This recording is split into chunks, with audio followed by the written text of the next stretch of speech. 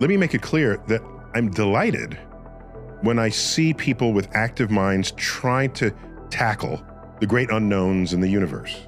It's a beautiful thing that people want to participate on this frontier. What can happen is, if you're a fan of a subject, let's say, a hobbyist, let's call it, it's possible to know enough about that subject to think you're right, but not enough about that subject to know that you're wrong. And so there's this sort of valley in there, a valley of false confidence.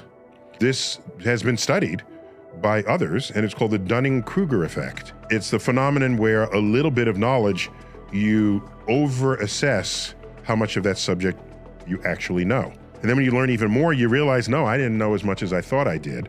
So then there's a sort of a lull there. And then when you learn even more, you come back up. Ultimately, learning enough to know whether you were right or wrong. To become an expert means you spend all this time. It doesn't happen overnight. You can't just sit in an armchair and say, I'm now an expert. It requires years and years of study.